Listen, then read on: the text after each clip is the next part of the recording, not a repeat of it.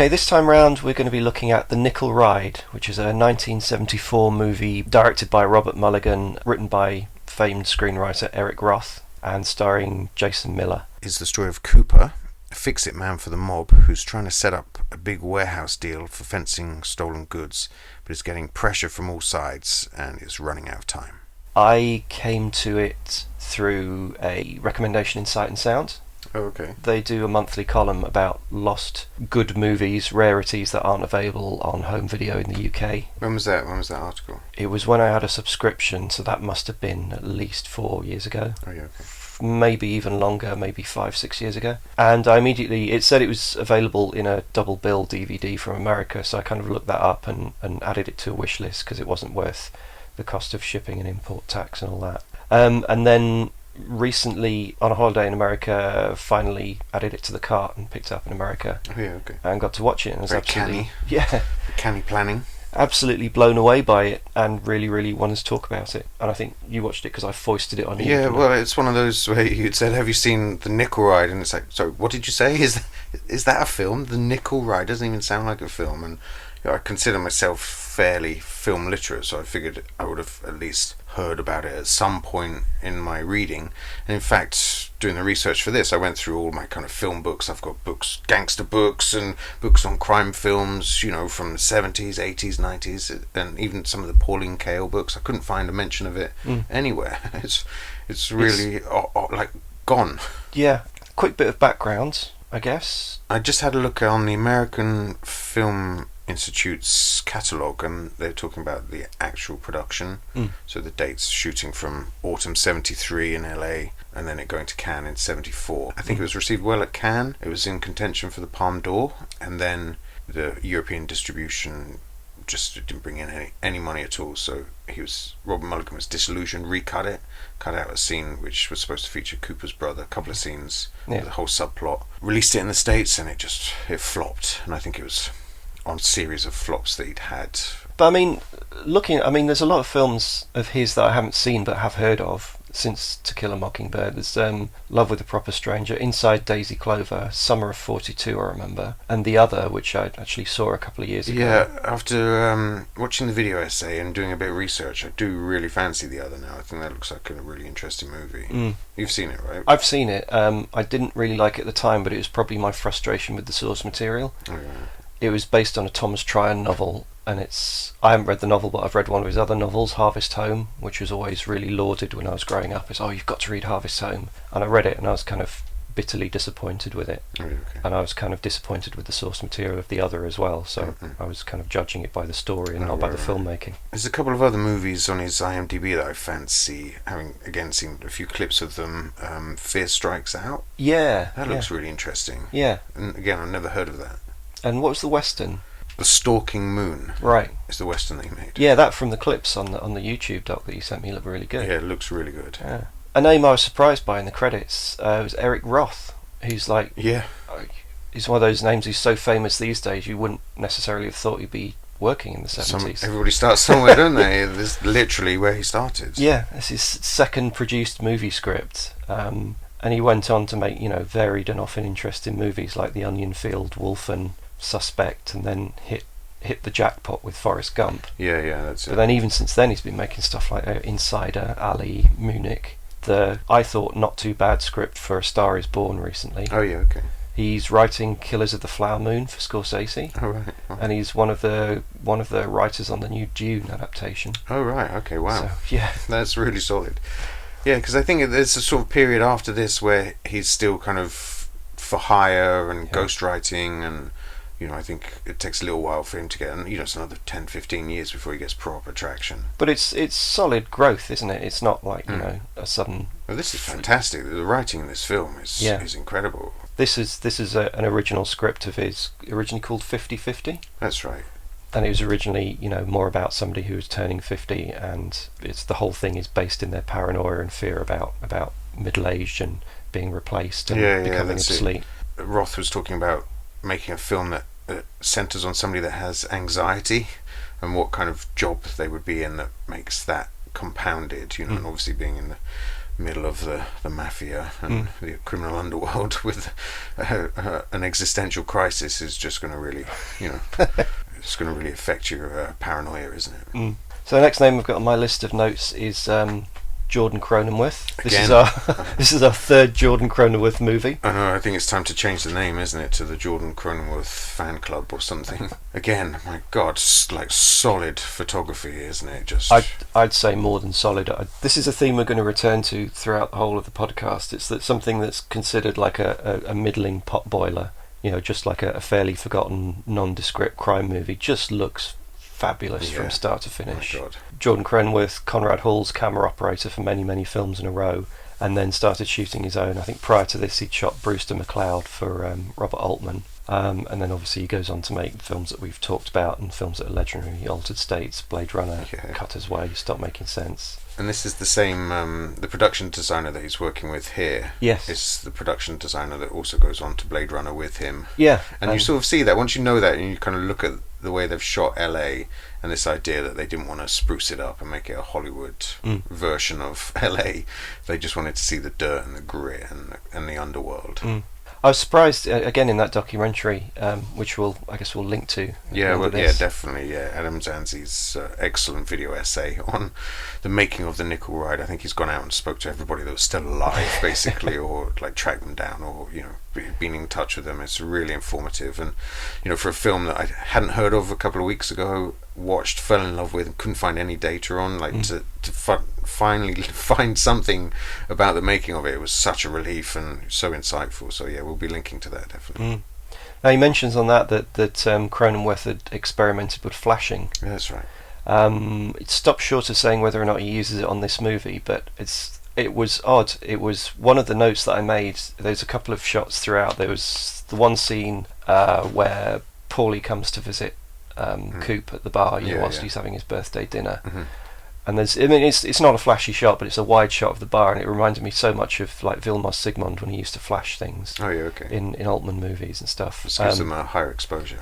Yeah, gives the interiors kind of like a warm glow, and the exteriors like this kind of diffuse light. Yeah, it's really nice. It's really lovely. It's frustrating that it's just a DVD, isn't it? I know. I'm going to be campaigning for it. I wrote to I wrote to Shout Factory last night and said like a really heartfelt paragraph saying any chance you could put it out, and I got an instant response. Oh really? Yeah, saying no, we've got no plans for that. So I'm going to try Indicator and Eureka and all those other people who like smaller films, and we'll do it justice. It sort of should be obligatory now for Hollywood to restore anything that Jordan Cronenworth has shot to like whatever the current highest spec is, and to maintain that should be an ongoing program in perpetuity of Jordan Cronenworth. Well, Vilmos does quite well. You've got 4K discs of Close Encounters and The Deer Hunter out there, but Jordan should be top of the list for many of his films. And finally, obviously, Nicholas Brown. Yes, the editor. He's a very good journeyman editor. He's had a very varied career. Went on to make things like Free Willy and City Slickers and Rambo 3. Peter McDonald's crowning achievements. It's really good, Rambo 3. But he also worked with Altman on California Split and Jonathan Kaplan on The Accused. It's funny I can't remember his name, because when he was asked about this movie, he can't remember much about it.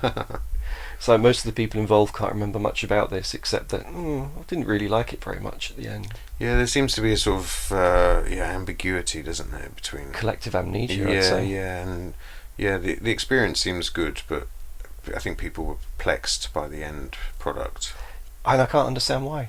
Yeah, it does everything it sets out to do brilliantly. Yeah. I think the first time you watch it, its change in structure halfway through is a little bit deflating. But the second time, it's so rewarding that they're so brave to make that decision to just pull everything out. The last one on my list is music by Dave Grusin. Oh yeah, okay. Do you know Dave Grusin? Have you come across him before?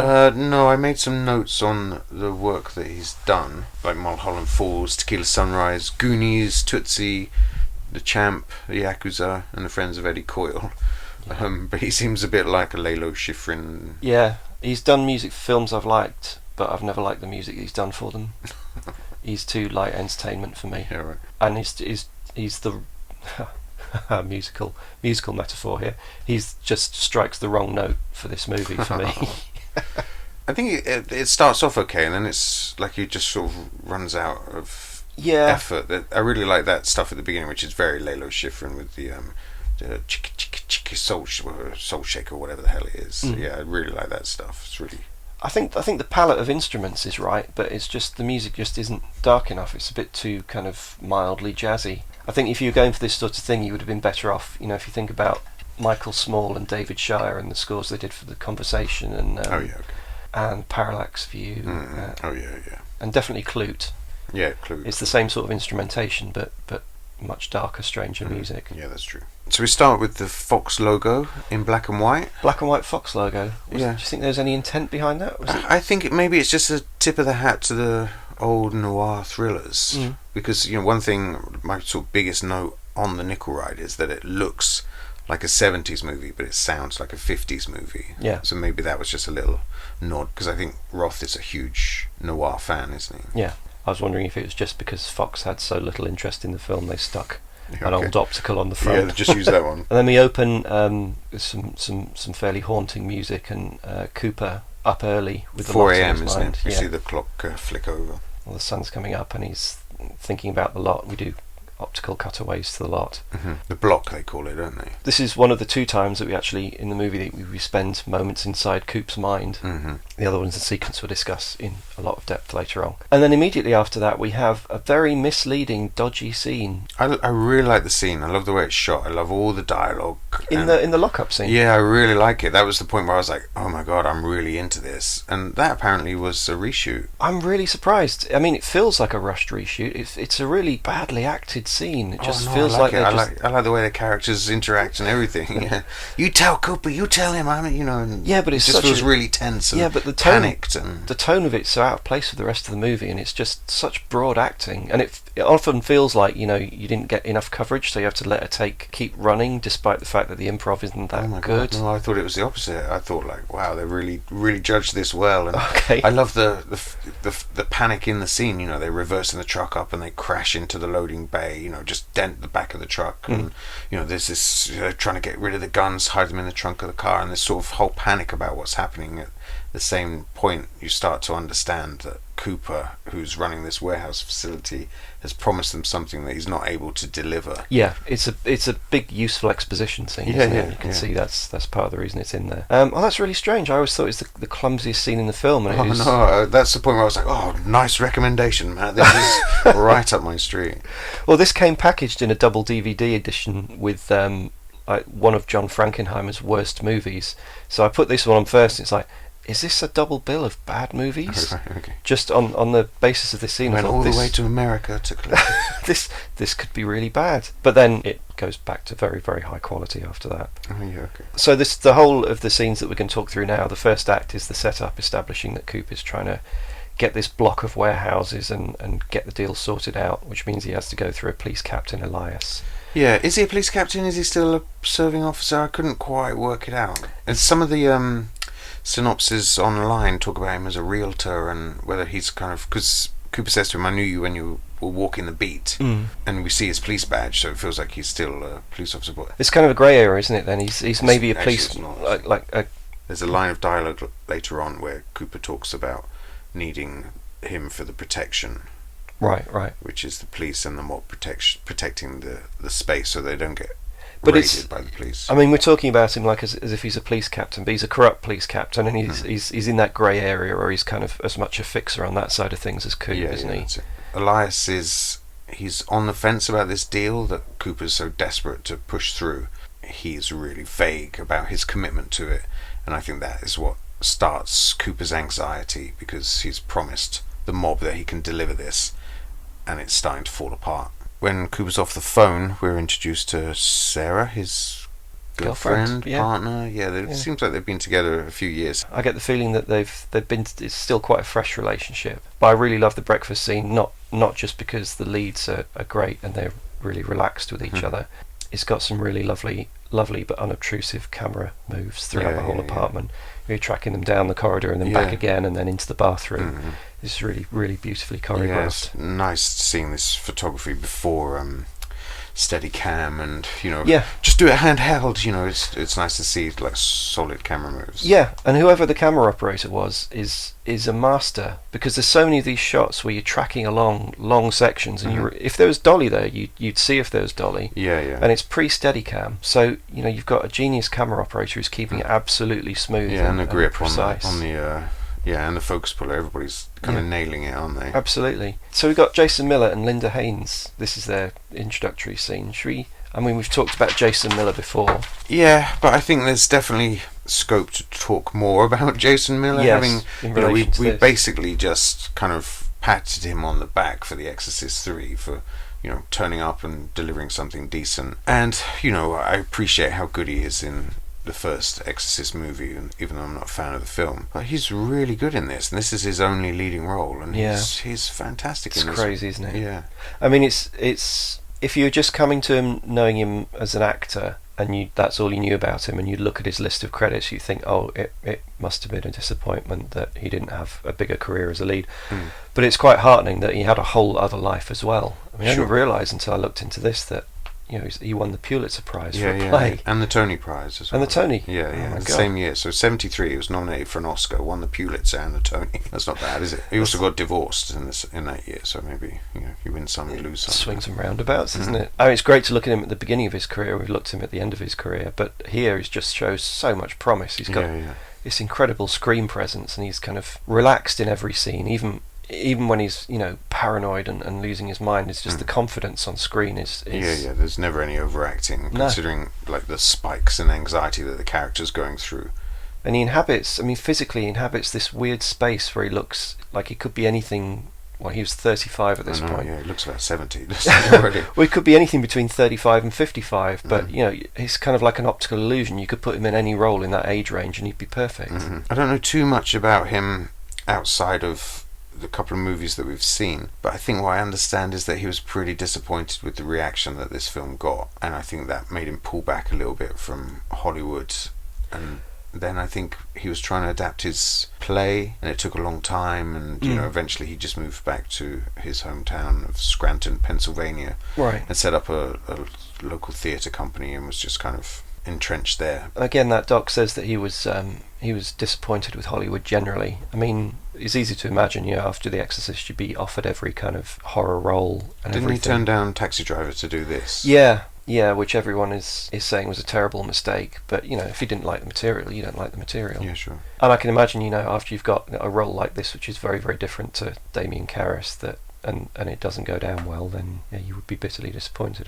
And Linda Haynes, she's great. I really like her screen presence and how confident she is on screen, and to play this character that is essentially a sort of sidekick girlfriend role, and to bring like real depth to it. I've seen her in Rolling Thunder. Oh yeah, I've never seen that actually, Rolling Thunder. Don't go in with too high expectations. Okay. It's a good pot boiler. I know it's been talked up in the last like decade or so as if it's a great lost classic. Don't think it is, but it's got Jordan Cronenworth shooting it. Oh right, okay, yeah. I'll go and track it down then. William Devane and young Tommy Lee Jones. That's right. She's good in that. It's a fairly similar role, but again, towards the end of that, the relationship gets quite abusive, and she's really good at showing the sort of vulnerability but defiance at the same time. Yeah, great. She did a movie called Human Experiments, I think.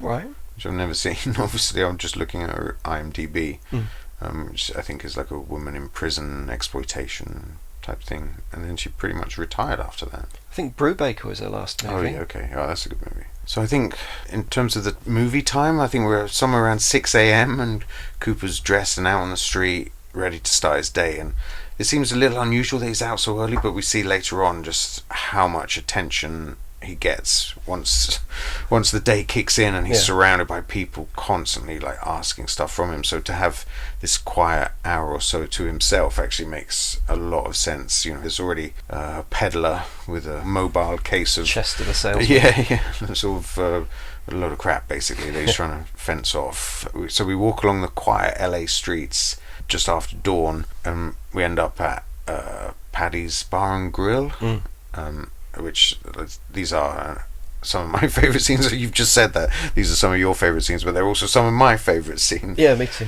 Yeah, I really love Victor French in these scenes, to the point where I paused it 5 minutes in. I was like, right, who the hell is this guy? Why have I never seen him? And what's he doing now? And he was actually, do you remember Highway to Heaven? I remember it, but I've never seen it. Yeah, so I remember watching that on TV, and he's the old dude that kind of tags along with him all the way through like 111 episodes. So he had like a pretty solid swan song, I'd say. I love these scenes. I mean, they're just character and location establishers, but they give you so much to enjoy. Yeah. Like in that the wide shot of Cooper walking down the street to work, it's just, you get so much. I mean, I've got scribbled notes here. It's got the kind of dry downtown dust and sleaze, but at the same time, morning sunlight's beautiful, and you've got like slightly misty, smoggy atmosphere. Yeah, that's it. It's just such a lovely image, and the little character details as well. The way that Cooper's so patient with Chester. Yeah. He takes something from him, doesn't he? He takes a lucky rabbit's foot. And it's Cooper's birthday as well. This whole opening sequence takes place on his birthday. And he's kind of patient and quiet and tolerant. You can see he's a little distracted when Chester starts talking about luck. He's starting to think about things then. Things are turning over his mind. He's thinking about the block as well, isn't he? This thing is keeping him awake at night. He really has to nail this. It's one of those things when you've got something on your mind and everything that you see or hear points to that. Yeah, and then you've got Paddy's bar. Again, nothing much happens, but it's just a pleasure to see Coop having a quick shot and then looking for some eggs and some milk for breakfast, and Paddy opening up, and then he pours Paddy a beer. Yeah, that's it. And Paddy's talking about how he's just had the picture of his mum reframed and he's hanging up on the wall, but it's like, she's going to see me die in this place. It's really playing on his mind that this is his life. But he's also like king of this castle. We see it later on when everybody's there. He's such a lord. And again, what we're losing in talking about it is the fact that it all looks so incredible. It's just got this amazing, beautiful lighting, beautiful framing, great camera moves and blocking. Everything about it just clicks together. And I've got surrounded by a heart. I've got locations. I just love all the locations. Yeah, it's great. The street, the bar, and then we're moving now into the stairwell, into Coop's office. But everything about it is so atmospheric, you can almost smell it. The wood panelling that's been there for decades and stinks of dirt and smoke, and everything about it is just spot on. Okay, so we're in Coop's office now. We're in Coop's office and we meet Bobby, who's let himself in with a key given to him by their mafia boss, Carl, and fallen asleep in Coop's chair, which he takes umbrage at. Tells him to remember who he's talking to, and he's really disrespectful. I quite like this character of Bobby. Sort of pops up 3 or 4 times throughout the film, and it's always impactful. I think he's an important character. I think one of the themes of the film is you fear of being replaced by the younger generation. Yeah, that's it. And when the difference between how the younger and older generations behave and comport themselves is so different, that really underlines it. Yeah, that's it. Oh, they're not as good as us, and they're taking over. Yeah, well, in this case, in Bobby's case, he's not. He's a little shit, and he can't help talking and boasting about stuff. Whereas Cooper's really reserved. One of the things that I really like about Cooper in his office is when he takes his jacket off, he's got like an accountant's short sleeve shirt and tie on. This really is work for him, whereas for Bobby it's just like hanging around and driving and beating people up and boasting. And so Bobby's there to prompt Cooper into fixing a fight and following up on the warehouse steal, the block. Again, there's a little interlude which gives me absolute goosebumps of pleasure when Coop's got rid of Bobby and goes out on the balcony and just looks out on the street. Yeah. And you got this it's kind of this sun-baked downtown LA sleaze, and you can see some of the details of the storefronts and shops, and it's pretty low rent area, isn't it? But it's also his empire as well, isn't it? He's sort of the lord of this area. So Cooper's been told he has to ensure that Paulie, who is the local boxing trainer, fixes a fight that evening, and Paulie's last 2 fixes haven't come in, so the fighters have gone against the orders of the mob and not thrown the fight and lost everybody a lot of money. So Paulie's on the line for this. Cooper's saying to him, make sure Tanasi throws the fight. Paulie's saying that he doesn't really have that control over the boxers anymore. Maybe Cooper should speak to Tanasi himself. So there's a nice moment between Paulie and Cooper where we know that they're old friends. They've definitely got some time in together. There's a relationship. But the scene with Tanasi I really like as well. He's got like this beautiful kind of pug face, hasn't he? He's been battered in quite a few times, and his demeanour is both like threatening and vulnerable at the same time. Well, you get the feeling that he's not as close to Coop. He says, "Do you recognise me?" He's like, "Yeah, you're Cooper." Yeah, but he doesn't actually know him. So he's kind of wary and a little bit defensive and a little bit rebellious throughout the conversation. And I did like the way that the discussion with Tanatsu was blocked. A lot of it's kind of played out in looks in close-up, but they framed it, Coop sitting on the back of the bench, so he's always kind of like looking down on Tanatsu and kind of looming over him in the frame. And then we're straight into work, aren't we? That's proper day's Cooper work, goes back it? to his office. The corridors are crowded. We've only seen them empty at this point, and then they're crowded with people wanting his attention and telling him jokes and asking for his favors, and if he can get them in contact with whichever gangster or for whatever reason, and I'll get them space for this. That's it. So it's like it's really happening, and that's his day-to-day life. We get that now. Yeah, he's kind of like a fairly mid to low level administrator, isn't he? But it's it's work. When you think of the mafia, you just think of like eating in restaurants and driving around and beating people up. But this is kind of like the key holder, nuts and bolts of the criminal underworld. The daily grind of making stuff work. Kind of like a couple of criminal guys come in. They've got 200 TVs to offload, haven't they? But there's no warehouse space. Can you imagine what 200 TVs look like in 1974? That's got to be like 3 trucks or something, isn't it? But it's a really handy scene because it highlights how urgent this block deal is, not just to the bosses, but for everyone on either side. He's getting pressure from both sides. And we've heard it maybe a couple of times at this point that they call him the key man because he's got all the keys to the city, but he's losing his touch. I think we've heard that in the background a couple of times now. There's this is going to be a recurring theme from me throughout the whole thing, so I'm sorry if it's dull, but it has beautiful busy frames in this.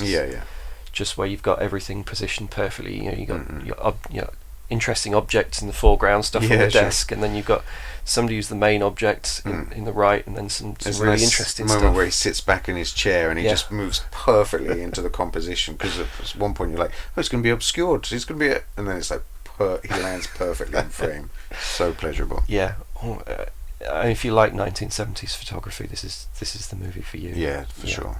And then because it's Cooper's birthday, Paddy brings him downstairs to the bar on the pretext that somebody urgently wants to speak to him, which would be the one thing you'd say to Coop at this stage in his life that would get him out of the office. Paddy brings him downstairs and they have a surprise birthday party for him. Which is a nice surprise as well, because you just feel like you're starting to get anxious alongside Cooper now, and they sort of whip pan into this big collection of sort of pugs and ugly faces. It's just all the local guys who like him. Local hoodlums, and they all have like beaming smiles, and they're just having a really nice like birthday party. It's really fun, and it feels really genuine. And these aren't the guys that he sort of has to do business with day to day, but the people he's kind of like bump shoulders with, and but we see Harry from the warehouse in the opening scene that you didn't like. That I really liked, and he's here, and he gives him at some point a brown paper bag as his birthday present. I don't know what's in it. It looks like turnips or something, but these are the kind of guys that he relies on. Again, more of these relationships that he has in the community for running this part of the criminal underworld. And it's just like beautifully acted and beautifully put together. Like everyone's really, really having a good time and enjoying themselves. And Cooper is super reserved, but Miller plays it just right. So there's genuine pleasure that he feels he has to kind of keep under wraps. But he's sort of a man of few words. But he has his Paddy is his proxy, isn't he? Really, he's just sort of like screaming and shouting, telling stories about when Cooper first walked into the bar. 10, 12 years ago or something, and how he realised this boy had potential, and just sort of he does all of the talking for him, doesn't he? Clearly like a really nice relationship between those guys. And there's a beautiful Bobby moment as Bobby arrives to summon him to see Carl. But it's one of my favourite moments in the film, because it's this young guy just literally, as Cooper's receiving his gift and thanking them, he just butts straight in. He's got no concern for what's going on. Carl's outside, he wants to speak to you. He's so belligerent, isn't he? He sticks his fingers in the cake.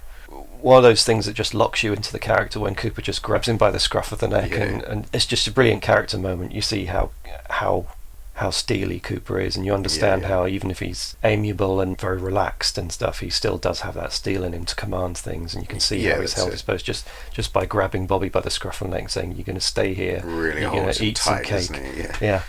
You're going to sit there, and then all the hoodlums just sort of shoulder him, and these guys, they're not like skinny runts. They all look like they do manual labour. They're big sort of thick-chested, thick-armed men, who could be 50 years old, but are probably only like late 30s, given how rough everyone looks in the movie. And they just shoulder him back into position at the bar, and he's probably going to sit there and eat cake, isn't he? Yeah. Cooper's been summoned outside by Carl, who is the next level up in the criminal underworld hierarchy. I don't feel like he's a boss. No. I feel like he's, an area manager, something like that. Yeah, quite. Because he's still talking about who he answers to, the people, and saying that the people are changing, like the changing face of organised crime. And I think he's trying to almost fortify his position, and by that he has to lean on Cooper.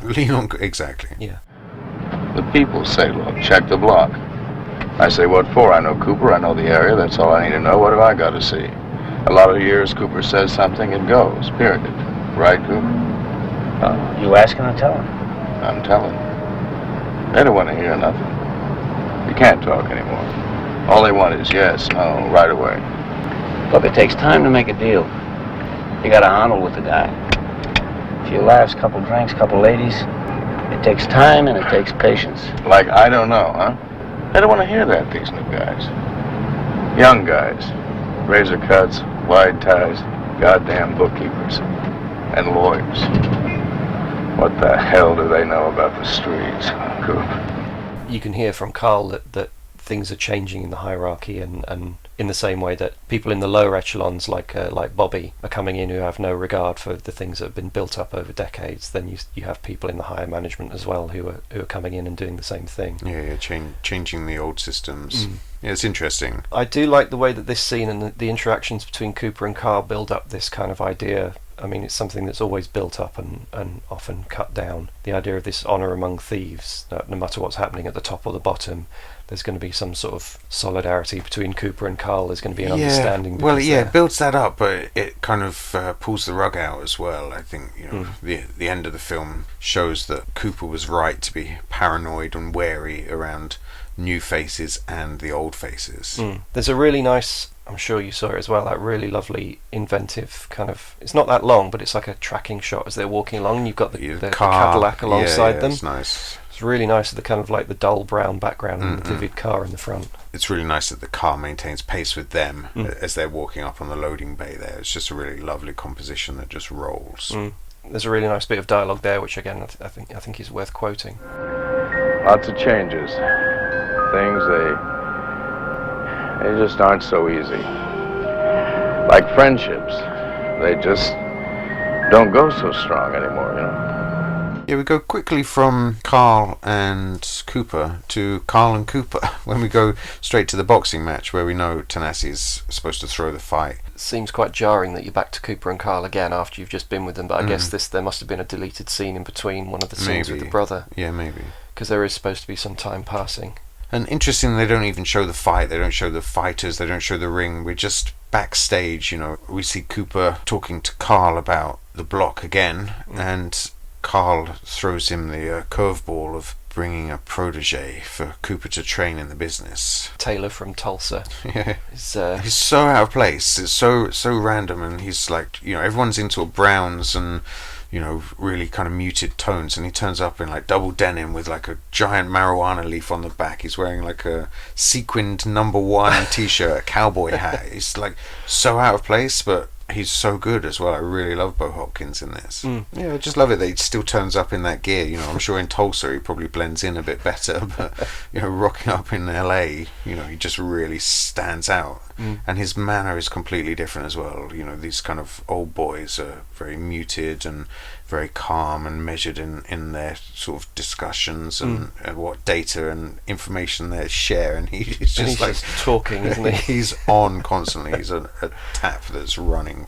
I love the little moment of solidarity between Cooper and Carl when Cooper's just quietly kind of endured some of Taylor and turns to Carl and says, "Are you kidding?" Yeah. Carl just laughs. Yeah, again, which you sort of see that they're not far off being at the same level, and that there's other forces at work above them in the hierarchy. Somebody has said, like, take care of Taylor. So next we have Coop's private birthday dinner. Such a lovely scene, this. Lovely character it's scene. Brilliant. And it's one of those ones that could run the risk of being a little self-indulgent. I remember the Carney story, the stories that Coop's telling of his past.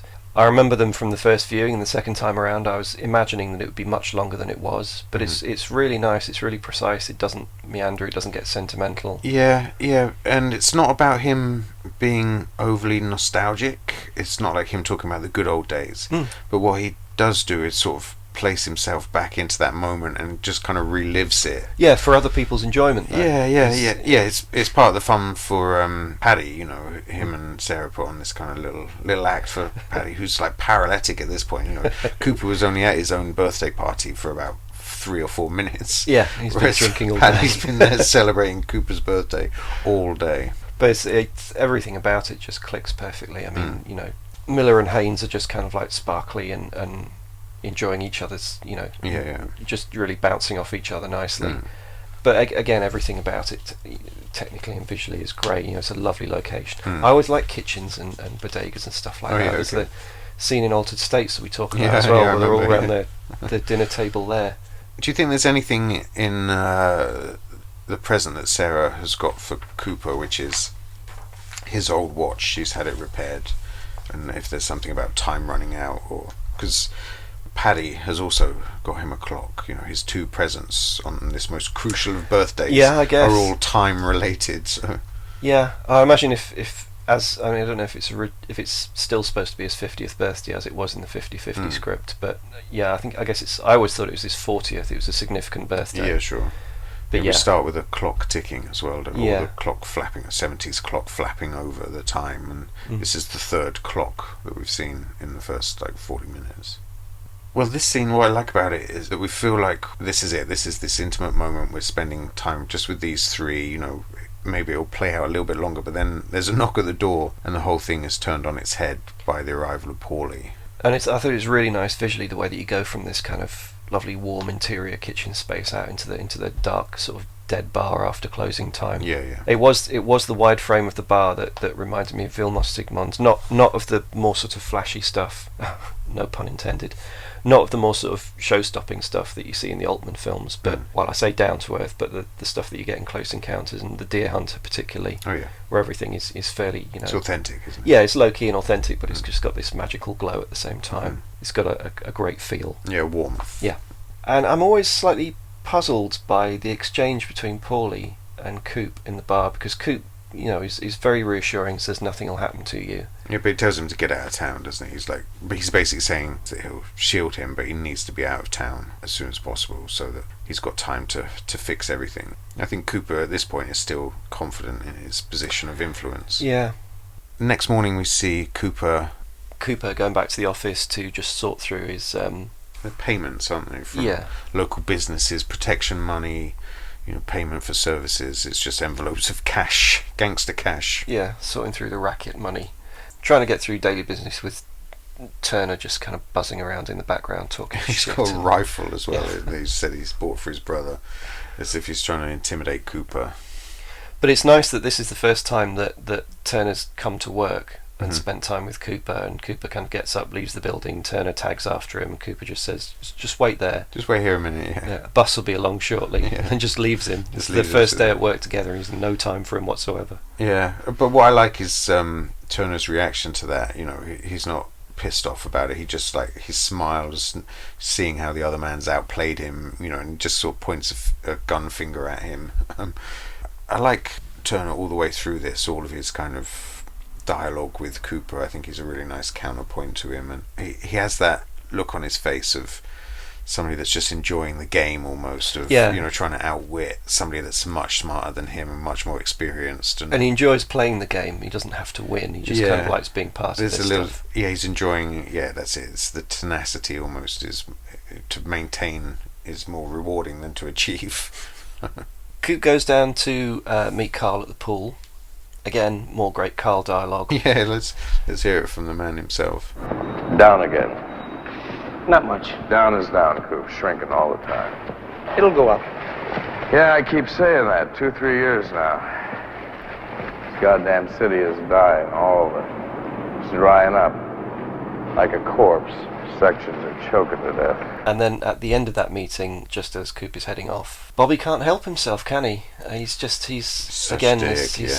can't help talking about what he's done, and he just can't keep himself to himself, and he's boasting about having he's hobbled Tanasi, hasn't he? Broken Tanasi's legs and killed Paulie. Yeah, so he said something about Tanasi's, like, something about the fighter that wouldn't go down. Now he can't stand up, and then he says that Paulie's never going to stand up again because he's in a box. Cooper remains kind of completely impassive and stoic. You can see he's beginning to lose his temper, but he's stoic throughout until Taylor just crosses the line and Coop beats the shit out of him. Gives him a proper kicking, doesn't he? Yeah. Really, like, knocks him all over the lift. Yeah. You feel like the panic as well from Bobby is, like, clearly outclassed in the fight game. It's very satisfying and cathartic, isn't it? Yeah. It's the first. I mean, it's nice to see him gripping Bobby early on, but to see him actually kind of put him in his place. Yeah, young punk. Turner stops by the apartment, and in an amazing driving shot.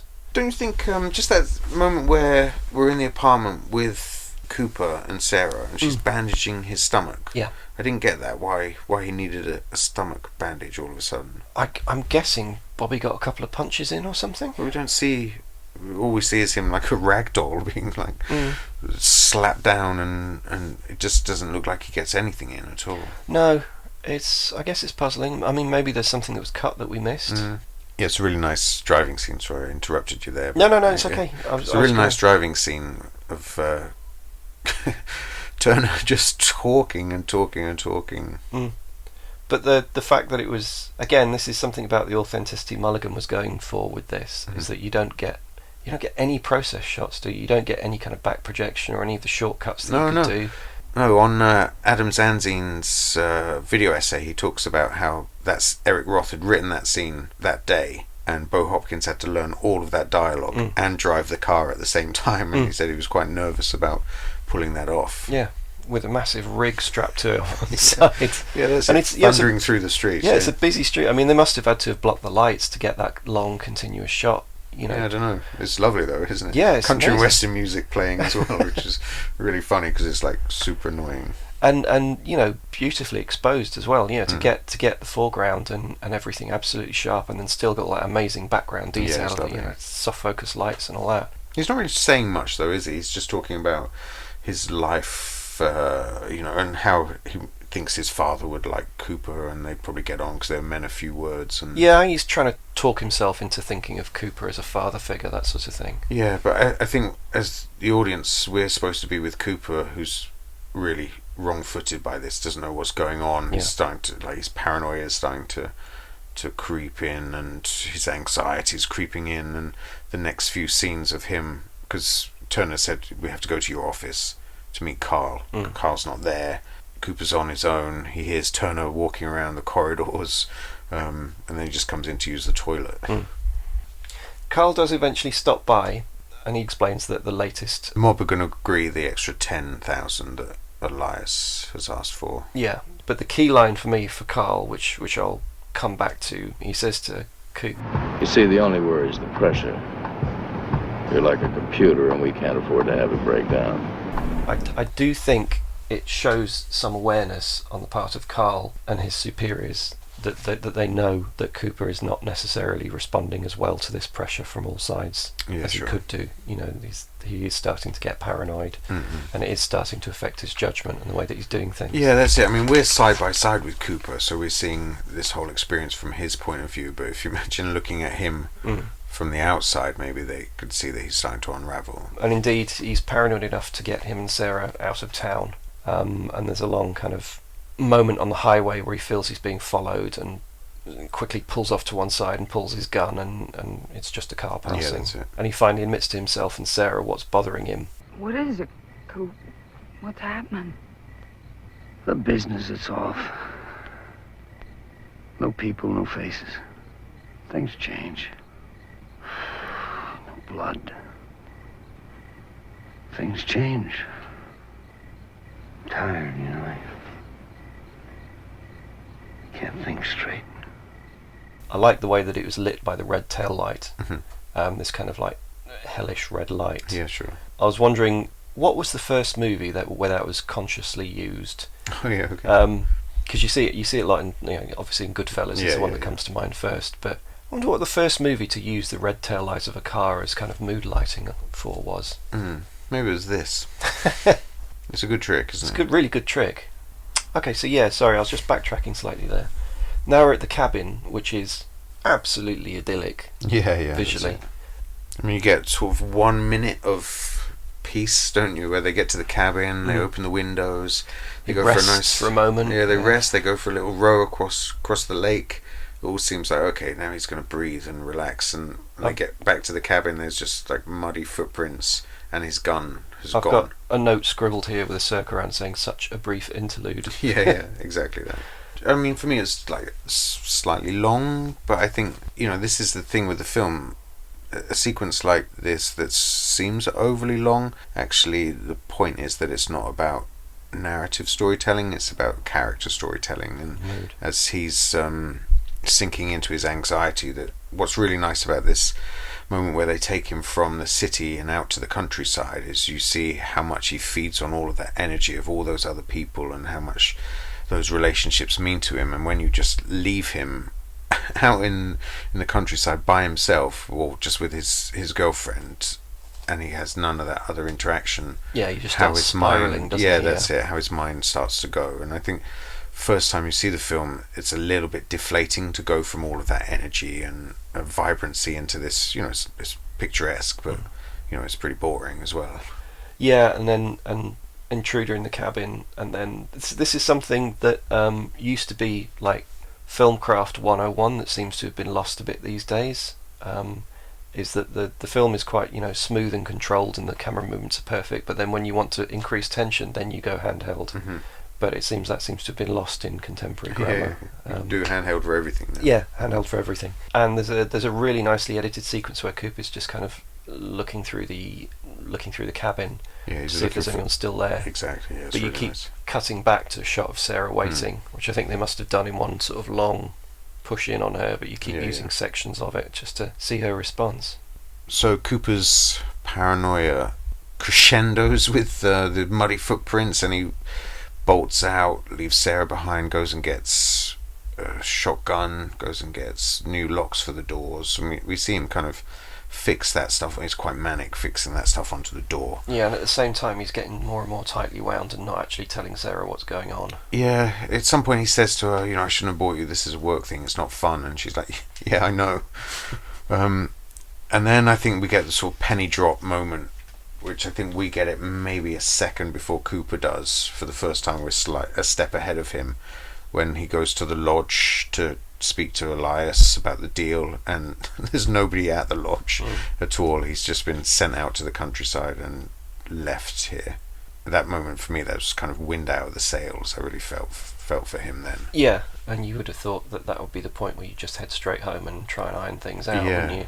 Turner turns up at the cabin, adding to Cooper's mania, and there's a really nice little exchange where Cooper says to him, you know, you walked muddy footprints through my cabin, and are you collecting 38s? Turner just looks at him and says, there you go with those crazy ideas again. You know, just this lovely little smile on his face where you think just for a second, is he telling the truth? You know, is this kind of in his mind, in Cooper's mind? Then the next stuff really is about Sarah trying to help Cooper, you know, trying to get him to talk about what's happening. You know, it's almost like the heavily involved therapist that wants him to open up about this stuff so that he's able to externalize it and process it. And it takes them like fighting in the corridor to finally get him to crack and start talking. Yeah, with some mild domestic violence that yeah, it's really horrible, that, isn't it? It's smoothed over more quickly than is comfortable these days. Mm-hmm.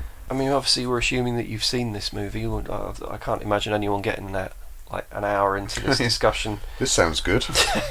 And not having watched it yet, but there's a fabulous fake out dream sequence that I was completely taken in by. Yeah, me too. First time round. Cooper falls asleep. He's woken up by Turner, who's like, happy Sunday, and then they sort of race through the woods. Turner disarms him and then blasts Sarah with the shotgun.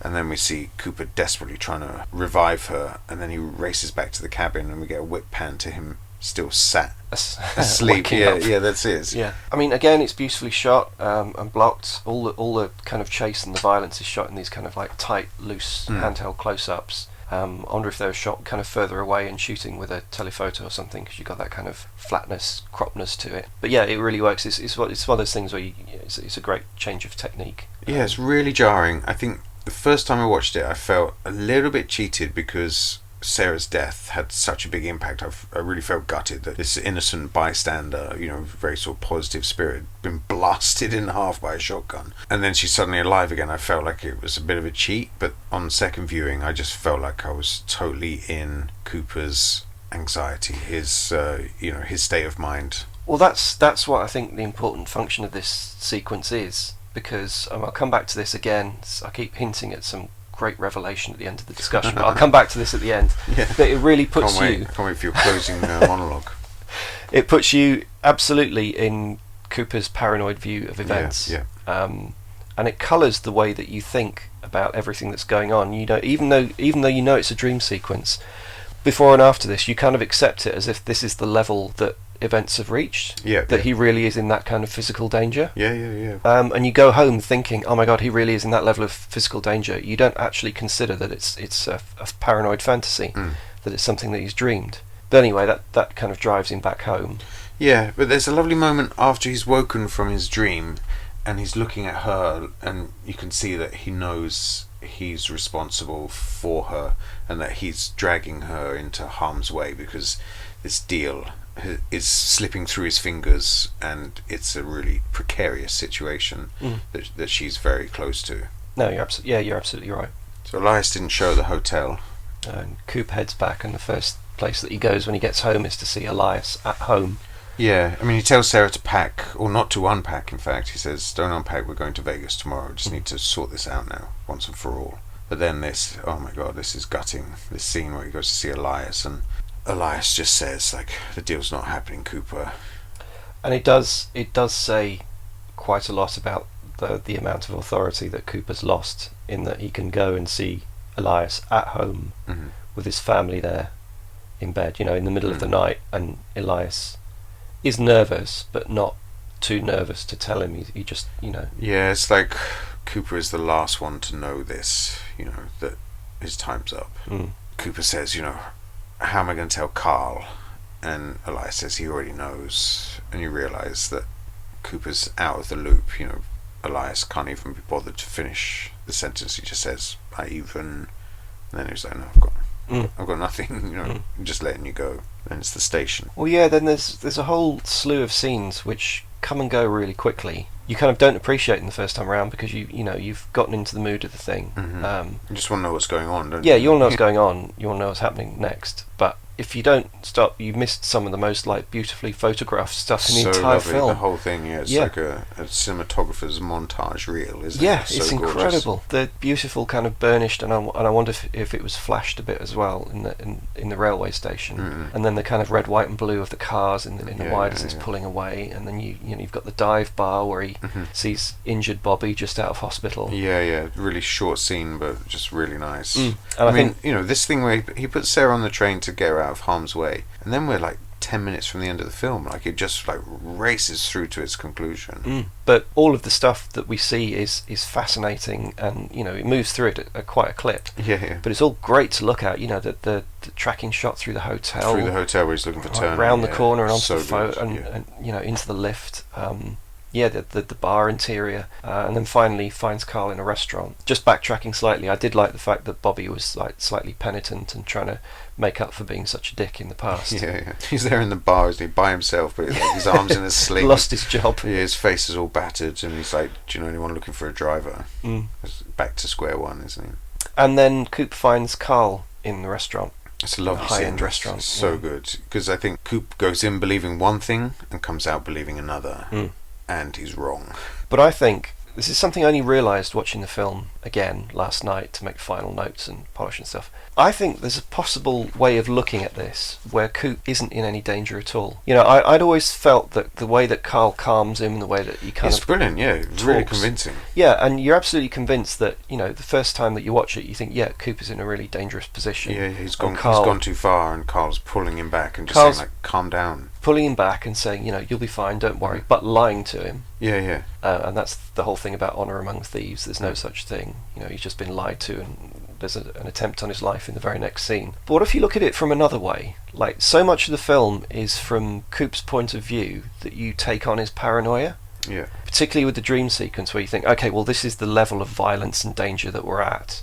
If you look at it from another point of view, where, Coop is an important part of the machine. He's a level-headed, ordinary guy. Like they say, you're a computer. We don't want that to go wrong. But when it starts going wrong, and despite the fact that Carl's reassured him throughout the film, look, it's going to be fine, it's going to be fine. Maybe there's the possibility that if he doesn't pull off the deal, fine, the deal will happen anyway, as Carl says, and he'll still be in his position doing what he does because he's good at his job. Yeah, exactly. Maybe it's just his paranoia taking over. So when you reach the point where he's so distressed that he'll threaten Carl's life in a restaurant, maybe that's the point where Carl realizes this computer's broken, and that's the point where Carl realises, okay, this isn't going to work, he's threatened my life. And that's what leads... It's not like the accumulation of all these little things that are building up to Cooper's downfall. So you think he was safe until he sort of revealed himself? I'm 50-50 on it now. Yeah, okay. No, it's a good way of looking at it.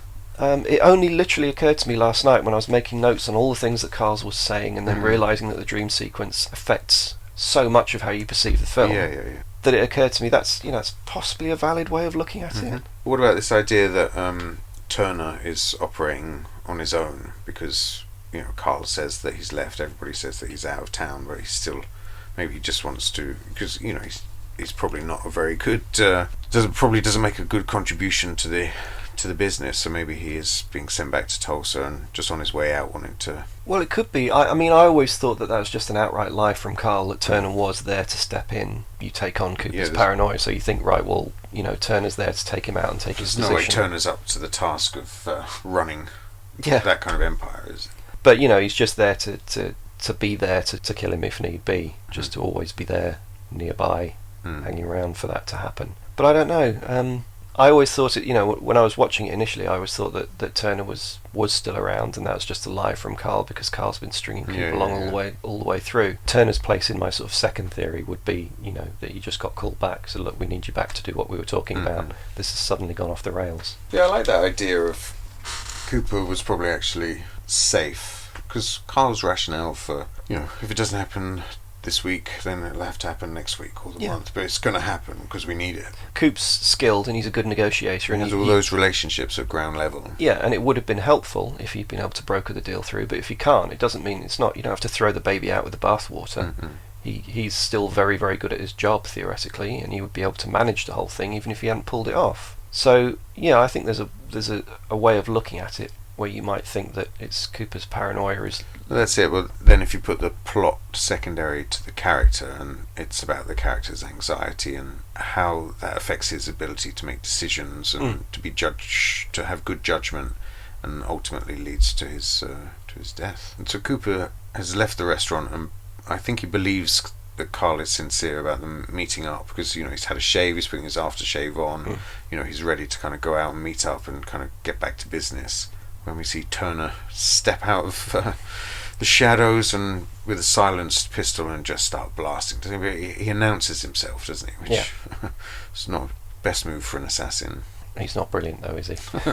No, but, I think he's smarter than he acts. Yeah, but he is still part of this younger generation who talk more than they do. Yeah, sure. That's the difference between a successful and an unsuccessful assassination attempt that costs the life of the assassin as well as the intended target. It's quite brutal, isn't it? Just launches himself out at Turner and throttles him to death with his bare hands. Yeah, it's very real feeling murder. It's repulsive. Like, it's an ugly death for a character that you want to die, but you want to look away at the same time. It's a really brutal strangulation. There's a lot of horrible details of kind of strangling sounds, isn't there? It's not how you want to go. And then in the final scenes, Coop continues dressing despite being mortally wounded and picks up his stuff and heads out, and then you cut to another beautiful kind of LA morning, very early in the morning, same as the one early in the film. And you can see Chester the salesman scooting his box across the road. We see Cooper sat outside of Paddy's bar, and Chester's talking to him from a distance as he crosses the road, and then Paddy turns up and is talking to Cooper as well, who's just sat there motionless outside of Paddy's bar. And then Paddy realises that he's dead and starts to break down, and you kind of cut to a close-up at ground level of Coop's keys falling out of his back pocket. That's it. That's the end of credits. a terrific film. Yeah, it's really good. So the movie was finished in early 1974 and selected for Cannes in May 74, alongside movies like The Sugarland Express, The Last Detail, The Conversation. Yeah. Actually, thinking about it alongside The Conversation, I mean, do you think The Conversation tackles anxiety and paranoia better? Yeah, I think it has slightly more psychological depth.